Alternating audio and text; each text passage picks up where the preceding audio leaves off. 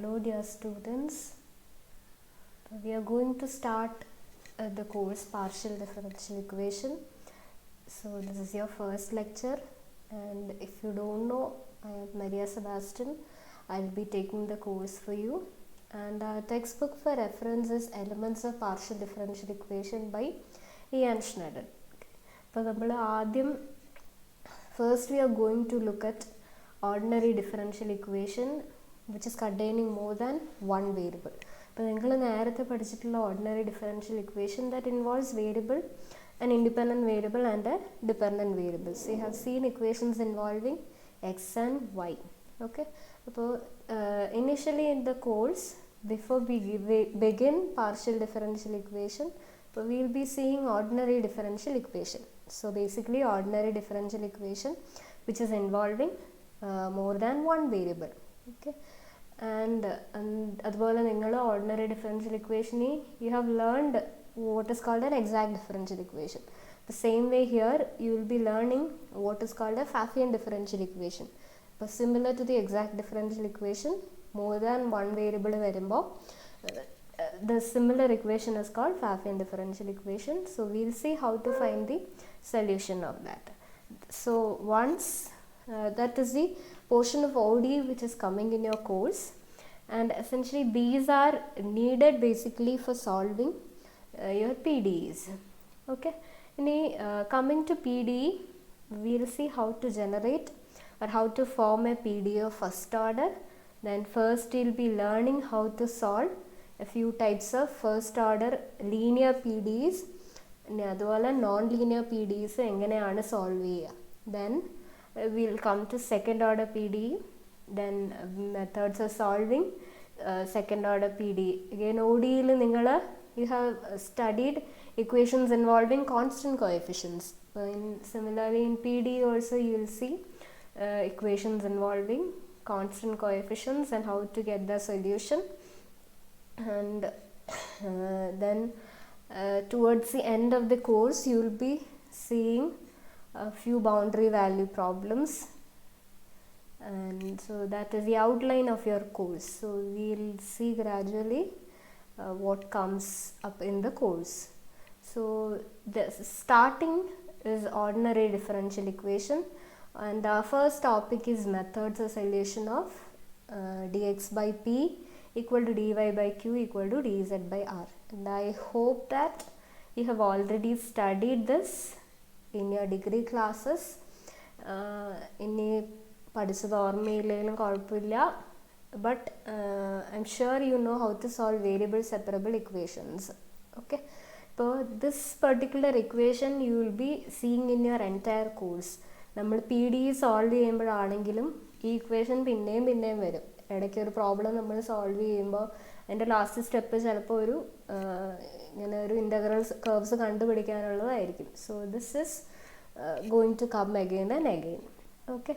So the solution of the equation dx by p equal to dy by q equal to dz by r, that is in the form, so you can go through the notes. I have mentioned it in the notes. So the solution, they are basically called the integral curves. So integral curves are of the form u1 equal to c1 or u2 equal to and u2 equal to c2. So it involves two arbitrary constants c1 and c2, and what you have already learned is the solving, and you can do it in three ways. So the first way you have learned is method of variable separable. So if you are choosing dx by p and dy by q, your p and q will be containing only x. It will be x and y. It will be independent of z. So like you solve for variable separable form, integrate on both sides, so you will be getting the first solution. Similarly, you choose another variable separable form, that will give the second solution u2. So you will get the solutions as u1 equal to c1 and u2 equal to c2.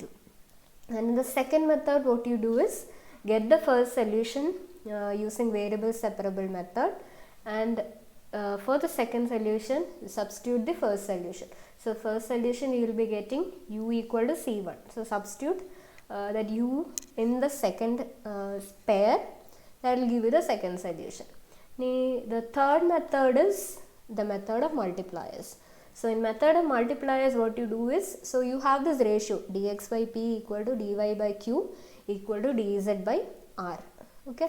Now by the property of ratios, so if I multiply p dash on both sides of numerator and denominator of dx by p, that remains the same. So p dash dx, so dx by p will be equal to p dash dx by p dash, that will be equal to q dash dy by q dash q, that will be equal to r dash dz by r dash. So by property of ratios, you can actually see that dx by p equal to dy by q equal to dz by r, that will be equal to p dash dx plus q dash dy plus r dash dz by p dash plus q dash plus r dash. So this equation essentially comes by the property of ratios. Okay. ഇനി നമ്മൾ ചെയ്യുന്നതാണ് method of multipliers. You will choose p dash q dash and r dash such that the denominator is 0. p dash plus q dash plus r dash is equal to 0. So denominator 0 ആണ്. So you multiply it to the other side of the equation. So that is going to give p dash dx plus q dash dy plus r dash dz equal to 0. This is a differential. So solve for what is u. So you can write it in the form some du is equal to 0. So that will give you the solution u equal to c1. Similarly, you choose another pair of multipliers such that this becomes 0. p dash plus q dash plus r dash is equal to 0. So that will give you a second solution u2 equal to c2. So that is a method of multipliers. So here I given examples of all the three types. So first one, which is simply you can understand it. Okay, the first one, it's variable separable form. So when you choose the first two pairs dx and dy, the z will cancel off. You can easily integrate. Similarly choose any other pair. So either dy dz or dx dz, that's going to give you the second solution. So the solution is usually written in the form either u1 equal to c1, u2 equal to c2, or you can write it in the form phi of c1 c2 equal to 0. So that's what I have written in the last step. Solution is of the form phi of c1 is actually this term and c2 is this. That's what I have done in the last step. Okay. And the second problem is a 1 by substitution. So you can actually see the first two terms, variable separable method applies. So that will give you a first solution y equal to minus 2x plus c1. So which gives y plus 2x equal to c1. So you can see that in the dz term there is a y plus 2x. So substitute for that. So that will give dz by 3x square sine c1. So there is x in it. So take the first ratio dx by 1. So now the variable separable method applies here. That gives you a second solution, that is by substitution. Okay. And the third problem is using the method of multipliers. So here I have chosen the multipliers as 1 1 1. So when I take 1 1 1, I can see that the sum is equal to 0. So you will get dx plus dy plus dz equal to 0. So which gives x plus y plus z equal to c1 as a first solution.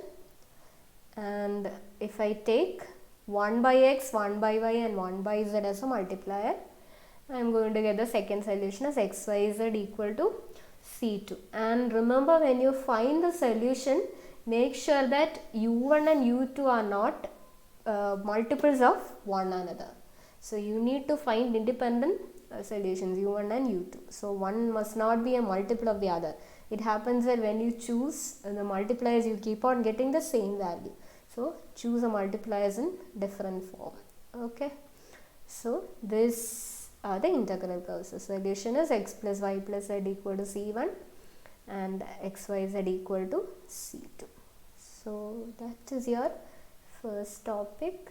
So I'll be continuing the session. Thank you. Hope you understood. So if you have any doubts, feel free to ask.